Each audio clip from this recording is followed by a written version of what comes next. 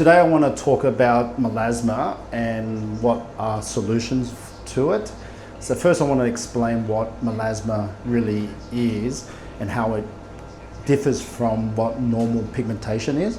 So melasma is still pigmentation, but it is very different to sun damage, age spots, freckles and things like that. So you've got to think of pigment as a very big word. It's almost like a scale. You've got UV stimulated pigment, which comes from aging and just exposures to the sun, like freckles and age spots. And then all the way to the other extreme is hormonal pigment. And then you've got everything in between. But melasma pigment is really complex and complicated. In many ways, it's still a bit of a mystery. Even dermatologists have a lot of trouble explaining how the whole process occurs and also the cure for it. And the reality is, when we say cure, there is no cure, because it is a condition that is chronic, all based on the hormones on the person, male and female. 95% of the time it's present in women and only a small percentage are in men, but men still do get it. And because the hormonal aspect, it's pretty much based on just management rather than cure, because you can, through treatments, reduce the visible signs of the pigment on the skin, but because it's always reoccurring, it's basically always going to return unless you can get down to the root cause. The root cause is based on a number of factors I'm going to explain, which are three things, which is diet, lifestyle, and also hormonal imbalance. Now, the three factors, and always like to explain this to my clients, because clients always say, once you remove the pigmentation, I just want to grab a iPad, because highlighting what actually occurs with a diagram really helps. So under Cosmoline, here we go.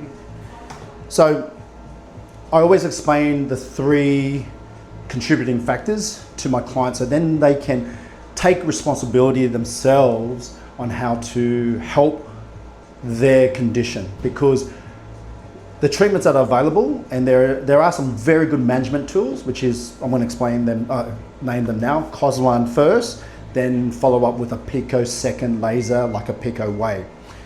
That is a solution that will affect maybe 30% to maybe 35% of the condition. The rest really comes down to the client's lifestyle, diet, and hormones. So they're the things that the client need to participate in the treatment of the melasma. So diet, okay, so how do you reduce melasma with diet? Well, basically any food that causes inflammation, because melasma is an inflammatory response to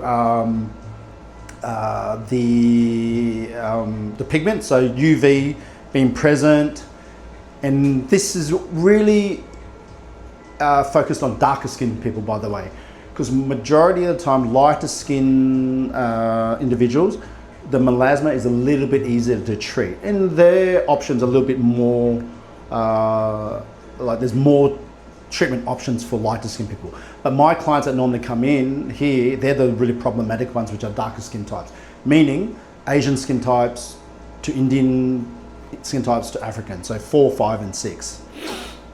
So a lot of my clients that are from the Northern Hemisphere, which are Asian countries and Indian countries and so forth. If they're from the Northern Hemisphere, they can live their whole life without melasma being present in their life, because the UV on the Northern Hemisphere is just not as bad as South in the Southern Hemisphere. I've got a lot of clients that from, for example, from Nepal or India. They say they've never used sunscreen all their life.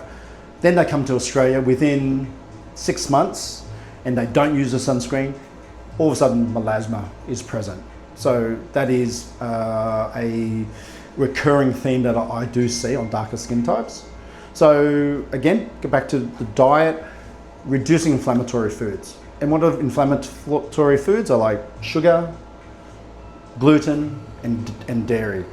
Unfortunately, those three things are pretty much the most tasty and delicious items for people, like ice cream and cakes. So it is hard to say you've got to cut all those out completely. So my recommendation to clients is normally just to reduce the amount of those three food groups. Trying to reduce it completely straight away is probably unrealistic, but trying to really reduce the unnecessary sugars and gluten and somewhat dairy. Even though dairy is good for you, for some people it causes inflammation.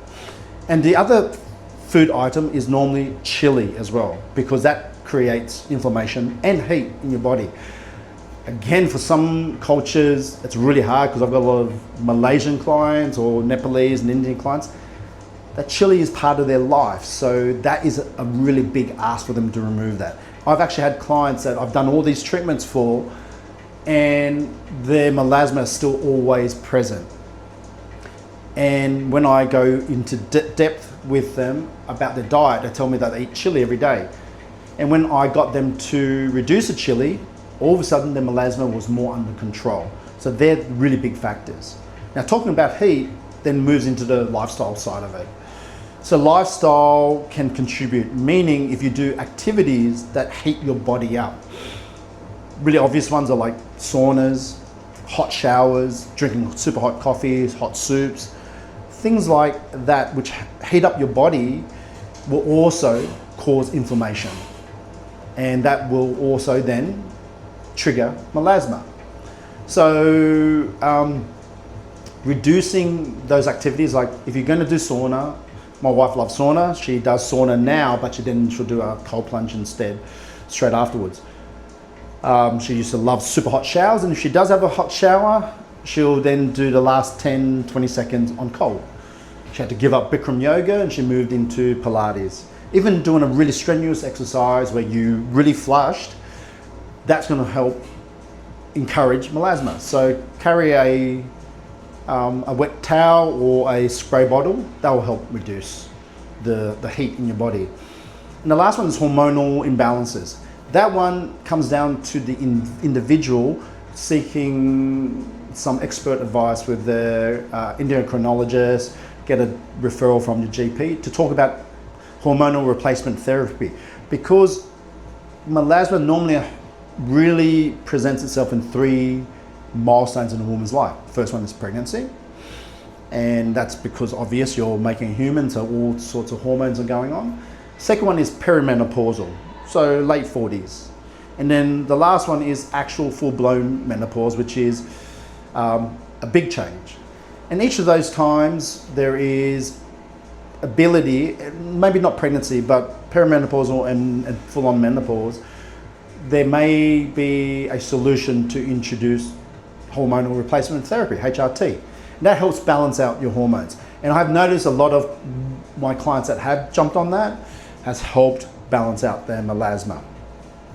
So they're the things that a person can do to help reduce and control and manage melasma. Now, the things that we can do, and I've already talked about the two options that we have in our clinic, Cosmolan and the Pico Way, but I also want to talk about things that to avoid. So if you go to a clinic that isn't that experienced, or even some dermatologists may recommend things that are not really going to help. And the first one we'll talk about is skin needling. Do not do skin needling, especially if you're a darker skin type. Why? Skin needling, by definition, it is needles needling your skin. So hundreds of little tiny surgical needles that puncture your epidermal layer into your dermis to cause some damage to stimulate skin renewal. Now, when therapists are trained on skin needling, the trainer or the company normally tells them it's good for pigment. So therefore they think pigment, they must be good for melasma. The only pigment it's really good for is PIH, post-inflammatory hyperpigmentation, which is just the little spots that you get after a breakout. Because if you put needles deep enough to where the dermis is, and that's where the melasma lives, you're actually causing massive trauma to the skin. And by definition, trauma is going to stimulate your melasma. So skin healing is off the cards. It's not a good solution. And if someone says that's what they recommend, you need to ask them, why do you think it is the case? And say, I believe, and what I've read is trauma causes melasma. If they don't understand that, you just need to leave that clinic straight away, because they're going to make your melasma worse. Now, RF needling can work, because now you're using RF needles that only go into the top layer of your skin, especially if you use Silfoam, which we do have here, but I still don't recommend it because we've got better solutions. But Silfoam is good for lighter skin individuals, maybe skin types 1, 2, and 3, like Caucasian and English skin. But if soon as you have dark skin, it's heat. Silfoam or RF needling is using RF energy, radio frequency, which is heat energy, to cause a little bit of trauma to stimulate and break up your pigment. So it's not ideal. So, like I said, in some cases it may help control it, but majority of the time if it's dark skin type, don't do it. Then some clinics or dermatologists will recommend CO2 or Fraxel or IPL. All those three by definition is heat and trauma. They're really old generation technology. Even Q-switch is still heat. They're old generation lasers. They're heat and trauma based. So which means it may work okay for lighter skin people. A majority of my clients that come in, and most people that have melasma, they're darker skin. So which means those types of lasers are going to contribute to making it worse. So the last one that we do see gets prescribed a lot is hydroquinone from doctors.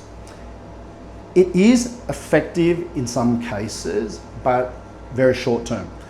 Again, if you use a product, you really want a long-term solution. So if you get temporary relief for 3 to 6 months, and there's a paradoxical issue with using a hydroquinone. If you use it for long term, a condition occurs where the pigment becomes more permanent and gets a black, purpley stain on the skin. So which means, why would you want a temporary solution if long-term use can cause this problem? And also some studies are also showing hydroquinone in high dosages is also carcinogenic. So again, not a great solution. Like I said, you may see some results in the beginning, but it's not a great long-term solution. So what are the solutions, and what is Cosmelan, and why does Piqué work? Well, I'm going to explain how Cosmelan works. It is a peel that's available in all our clinics. It's basically a peel that you put onto your skin that you got to leave on to 6 to maybe 8 hours. Why do you need to leave it on for that long?